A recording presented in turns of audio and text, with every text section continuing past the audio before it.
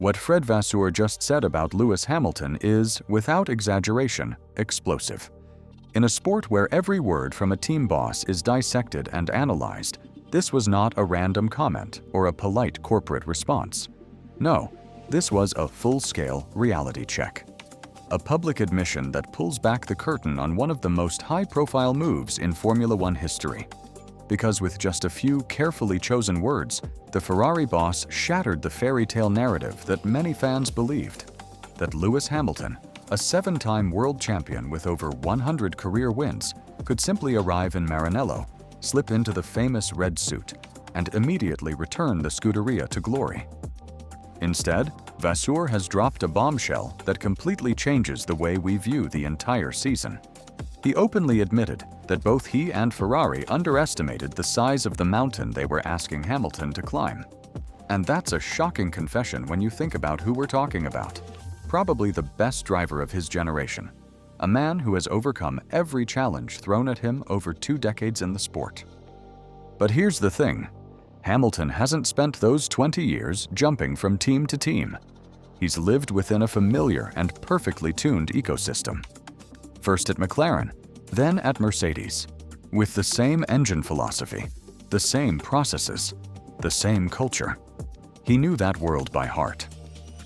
So when Vasseur admits that Ferrari miscalculated how difficult it would be, it's not just surprising, it's historic.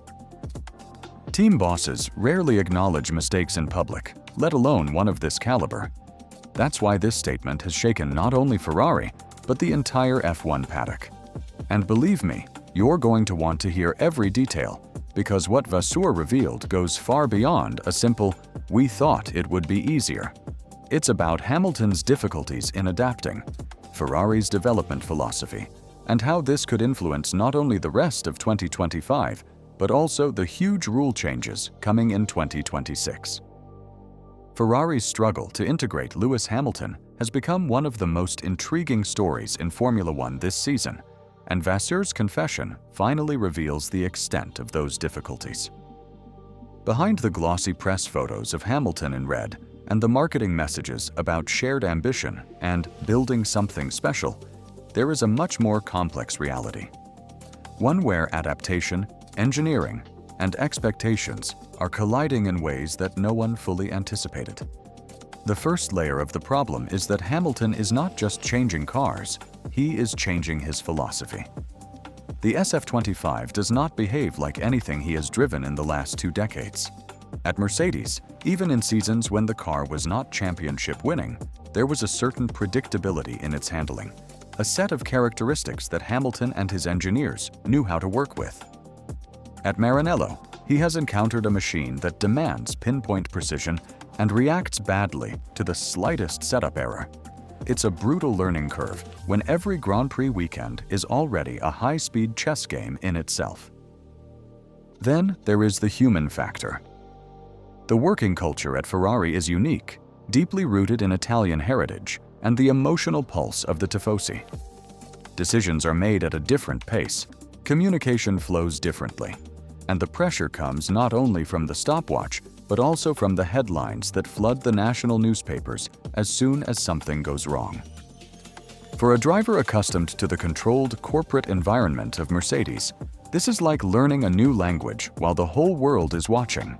And Hamilton has not only had to learn it, he has had to live it in real time, with every word and every result analyzed in detail. Vasseur has made it clear that the team underestimated how disruptive this combination of factors would be.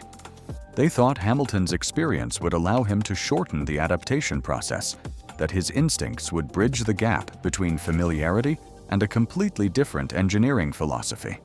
But instincts alone cannot reprogram 20 years of muscle memory, and so far the results have shown that the process is much more gradual than Maranello had anticipated. And here's the real punchline of Vasseur's confession. The problem isn't just that Hamilton is adapting to Ferrari, but that Ferrari is also adapting to Hamilton. Every change they make to make him feel more comfortable in the car has a knock-on effect on the rest of the package. Sometimes it improves one area, but exposes weaknesses in another. It's a constant balancing act, and in a sport where fractions of a second are everything, those compromises can be costly. What's more, Hamilton's standards make the process even more intense. He's famous for being highly self-critical, quick to take responsibility when things go wrong, but that also means he relentlessly demands solutions. That pressure can be a double-edged sword. It drives innovation, but it can also strain a team already operating under the scrutiny that comes with the Ferrari badge. Vasseur's comments suggest that balancing Hamilton's demands with the team's development schedule has been more complicated than they initially thought. Add to that the technical context of 2025. The SF25 was never going to be a revolution, but rather the evolution of a concept that still has limitations. The rear suspension upgrade was presented as a potential game changer, but it has not delivered the immediate transformation that fans were hoping for. Tire management remains an issue, especially in hot conditions, and the car's performance window is still narrower than that of rivals such as McLaren and Red Bull. For Hamilton, that means every race weekend starts with a gamble. If the conditions favor the car, he can fight at the front. If not, he has to battle with a complicated package for every point. That's why Vasseur's admission is so significant. It's not the typical PR line of, "We just need more time." It's a real acknowledgement that they miscalculated the magnitude of the challenge. And in Formula One politics, that kind of honesty is almost as rare as a wet race in Bahrain. By admitting it now, Vasseur is, in effect, resetting expectations both inside the garage and in the stands. For Hamilton, it's a double-edged moment.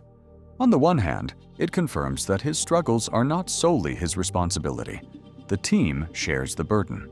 On the other, it indicates that the road to success will be longer and more complicated than the contract signing suggested.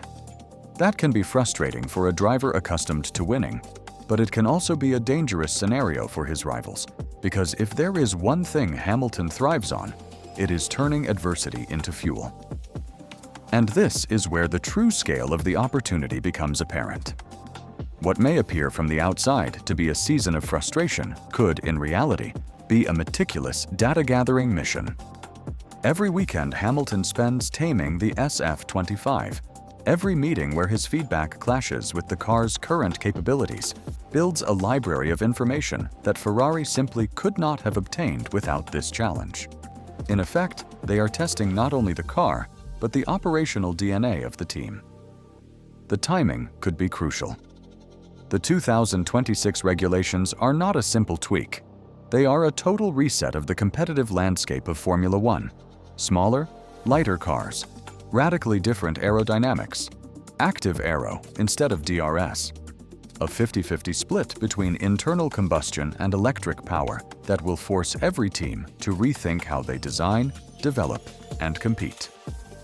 That means that the experience of adapting to change, the very skill that Ferrari and Hamilton are being forced to hone now, could be the most valuable asset of all when the new era begins.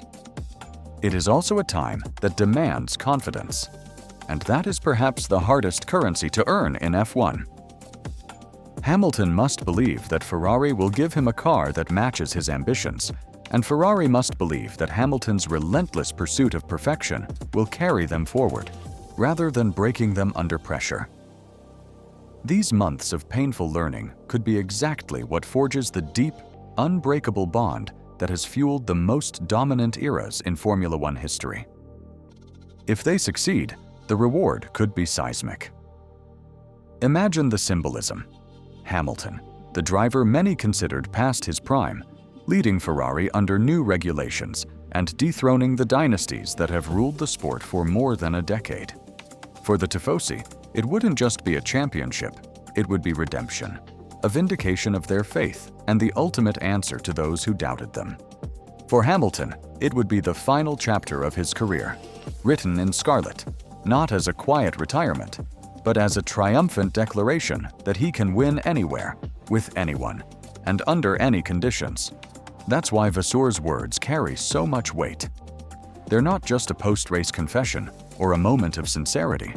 They're a silent promise that what we're seeing now, the frustration, the mistakes, the readjustment, could one day be remembered not as a season of failure, but as the season that paved the way for one of the most dramatic comebacks in the modern history of Formula One.